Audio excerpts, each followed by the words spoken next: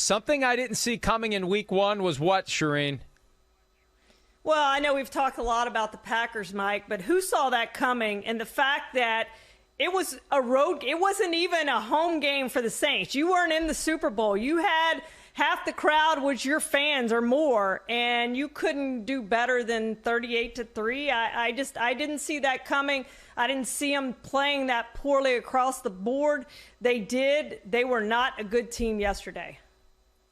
Yeah, I did not see a blowout coming. I thought the Saints would win, but I felt like I was out on a limb a little bit. I never would have thought they'd blow them out the way they did. And I watched that game today. You know, it wasn't a classic blow them off the field. It was more of a suffocation that gathered momentum in the second half, and the Packers could just never get things going. It was 17-3 at one point. Rodgers threw an interception in the red zone, and that was the first moment where you think the dam could break for the Packers, and break it did. I'm going to go with the Jaguars. We were talking about this during the break. Charean, I never envisioned the Jaguars would lose that game. We have accepted so thoroughly and completely the idea that the Texans are a train wreck that even Urban Meyer bringing his college style with an overmatched roster to Houston would be good enough to win, and that the Jaguars would duplicate last year's Week 1 success. Yeah, they lost every other game after that, but they at least could win Week 1. And now they got a problem. And I don't know how much of this Urban Meyer thought about before he took the job. They now have a 16-game losing streak. They are closing in on becoming only the third team in NFL history to lose 20 straight games, and they won't be favored to win any of the next 4. And I know that the first 15 aren't on Urban Meyer, but you know what? The next 5 will be. Yesterday's was, then 4 more, then you get to 20. And I know it's not like some indignity that gets paraded around to NFL fans everywhere, but the bottom line is Urban Meyer is the coach whose name is going to be on the losses that got them to at least 20, only the third team ever. The Chicago Cardinals lost 29 in a row in the early 40s. The Buccaneers lost their first 26 in 76 and 77, and now Jaguars are in danger of joining them. And Charean, I never thought it would happen because I thought they were going to win yesterday. I'm stunned that they didn't. I thought they were going to lose. The Texans, I think, will win as many games as they did last season. That's 4. They're better coached than they were last year. And on top of that, Mike, they have 30 players with 5 years of experience or more, and many of those guys are on one-year contracts. So they're playing for that next contract. And, frankly, they have a decent quarterback. I mean, I think people underestimate Tyrod Taylor and his ability not to turn the ball over and to make some plays down the field.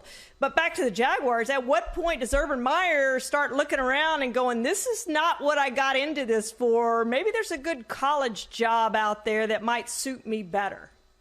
Oh, by the way, the USC job is now open. Clay Helton has been fired. And look, it would be ridiculously premature for Urban Meyer to already decide to get the hell out of college football, but Nick Saban decided after one season, and he had a team that went 7-9. When you've lost only 7 games in 9 years at Ohio State, and you're quite possibly going to lose 7 out of 7 to start your NFL career, that could cause you to have a different thought. All right, blank proved me wrong in Week 1. Charean, who you got? Well, I have to admit, I didn't think Kyler Murray deserved the Pro Bowl last season. I thought it should have been Tom Brady, and I still had a few questions about Kyler. I watched that entire game yesterday. He was brilliant. If he plays like that, not only are the Cardinals a Super Bowl contender, but he's in the MVP conversation. He made a couple plays that were just unbelievable plays. He had 5 receivers catch passes. I think he's got the best receiving core in football, and he played great. 289 yards. And you know what he did best, Mike, that I didn't see in his first couple years? He hung in the pocket. He only had 5 rushes, and they went for 20 yards and a touchdown.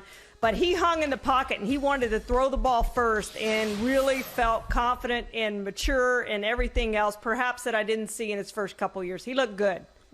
With all apologies to Patrick Mahomes and Tom Brady, Kyler Murray is my favorite player to watch right now in the NFL. It is fun anytime he's on, and hopefully he'll get more primetime games this year so we can all enjoy it.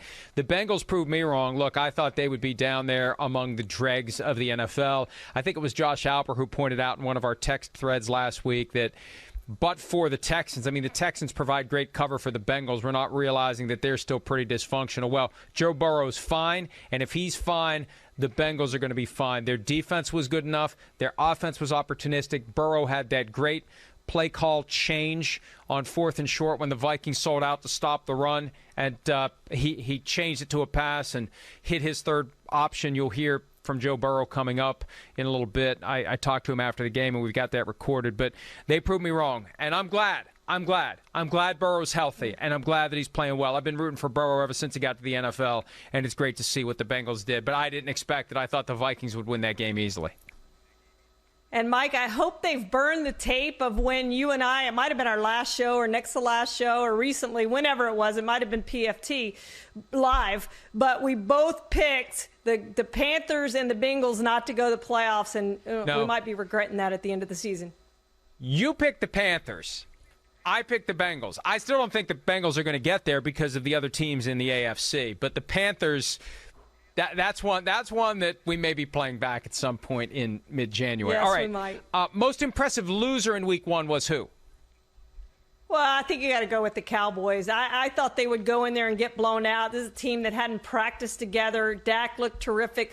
Everybody in Dallas-Fort Worth wants to blame the kicker. And, yes, Greg Zuerlein missed 2 kicks that he should have made, the 31-yarder and the extra point.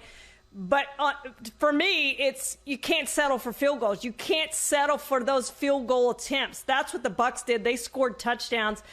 And the Bucs reached the Dallas 18, Mike, with 18 seconds left. And at that point, Brady's just trying to burn off clock. Does anyone really, truly believe that the Bucs wouldn't have scored a touchdown there if they needed it? So this wasn't on the kicker, but I still thought the Cowboys gave me lots of optimism for what they have and how good they can be this season. I think they're the best team in that division. I know the Eagles won yesterday, and they're in sole possession of first place. But to me, considering the opponent, the Cowboys were the best team in that division this week.